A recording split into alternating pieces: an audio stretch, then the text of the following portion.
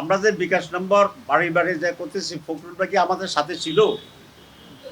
এটা দেখার জন্য বিএনপির লোকেরা একজনের একটা কার্ড বিক্রি করছে, দিচ্ছে ভোটারদের কাছে গিয়ে গিয়ে, সেটা হচ্ছে ফ্যামিলি কার্ড আর কৃষক কার্ড করছে। তো আসলে এটা কোনো অথরিটির কিছু না, এটা একটা সুস্পষ্ট ধোঁকাবাজি। জাতীয় নির্বাচনের প্রভাব এটাই ফেলবে যে যারা এ সমস্ত ইউনিভার্সিটির ভোট দিছে এরা এই জাতিরই একটা অংশ। এরা বাংলাদেশের বিভিন্ন গ্রাম থেকে এসে এখানে লেখাপড়া করছে। তো যে লোকটা ডাকসুতে শিবিরকে ভোট দিছে সে বাড়িতে গিয়ে তো আর ছাত্র দলের পক্ষে থাকবে না। সুতরাং এটা খুব পরিষ্কার যে এই সকল নির্বাচন এদেশের মানুষের মাইন্ডে শুধু জাতীয় নির্বাচন না, প্রত্যেকটা বিষয়ে মানুষকে প্রভাবিত করছে। ফখরুল সাহেব বলছেন যে এসব ছাত্র নির্বাচন জাতীয় নির্বাচনের প্রভাব ফেলবে না। যদি এই সবগুলোতে ছাত্রদল জিতত তাহলে উনি কিন্তু বলতেন এই 5টি জায়গাতে এটা প্রমাণ হয়েছে জাতি জামাত ইসলামীকে চায় না। যেহেতু জামাত ইসলামী ছাত্ররা জিতে গেছে এই জন্য উনি বলছেন যে এটা কোনো প্রভাব পড়বে না। আপনারা এই গল্পটা জানেন না? এক কৃষক গরিবের ছেলে কলেজে ভর্তি হয়েছে ইউনিভার্সিটিতে, তো জমিদার বলে তোমার ছেলে কেন ভর্তি করছে, সে তো পাশ করতে পারবে না।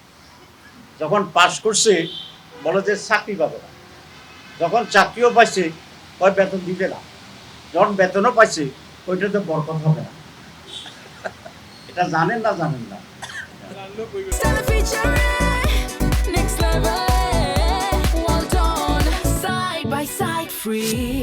এখন ডাকসুতে জিতলে বলছে যাচ্ছি টেক ইউনিভার্সিটি, যখন জকসুতে জিতে গেছে তাদের নেতা আসার পরেও তখন বলে আচ্ছা না এরা ভুল করে ফেলছে, এখন শাহজাহানের সে অবস্থা। ইনশাআল্লাহ আপনারা সহ এদেশের মানুষ সচেতন এবং এদেশের মানুষ পুরানো সাদাবাজি দখলবাজি এগুলা দেখতে চায় না। ফাঁক হওয়া ঢাকা ইউনিভার্সিটিতে ফাঁক হওয়া বন্ধ হয়েছে, এটা আপনার জান নাকি? ফাঁক হওয়া, আমি ঢাকা মেডিকেলে গিয়েছিলাম 1 মিনিট বেশি নেই, ডোন্ট মাইন্ড, বহুদিন পরে আসছি তো। আমি যেবার ইলেক্টেড হইলাম জেনারেল সেক্রেটারি, তো দাঁড়িয়ে খাইতে গেলাম আর আমাকে 2টা বাটি দিছে, 2 বাটি। তা বলে 2 বাটি কেন?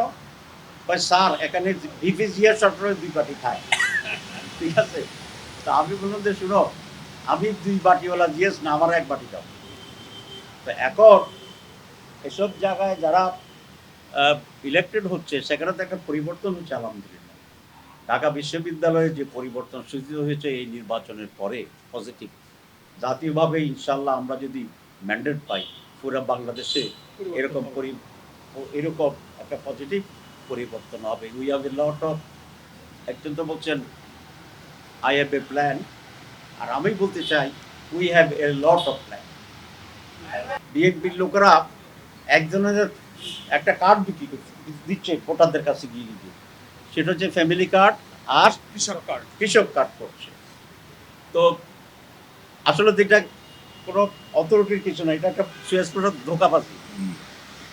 তো এখনই তারা নির্বাচনের আগেই ধোঁকাবাজি রাষ্ট্র নিচ্ছে মানুষকে বিভ্রান্ত করার জন্য। তো নির্বাচনে বিজয়ী হলে কি হবে এটা তো খুব স্পষ্ট। আজকে আমরা চিফ অ্যাডভাইজার সেটা বলেছি, এটা একটা অবৈধ।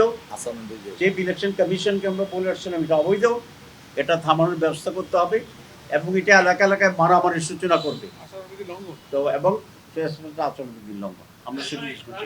আমরা যে বিকাশ নম্বর বাড়ি বাড়ি যা করতেছি, ফখরুলটা কি আমাদের সাথে ছিল? এটা দেখার জন্য এগুলো একটা, যেহেতু আমরা ওনাদের ফ্যামিলি কার্ডের কথা বলছি, ওনাদের কিছু বলতে হবে তো বলার জন্য এটা বলছে, তবে এটা ভুয়া।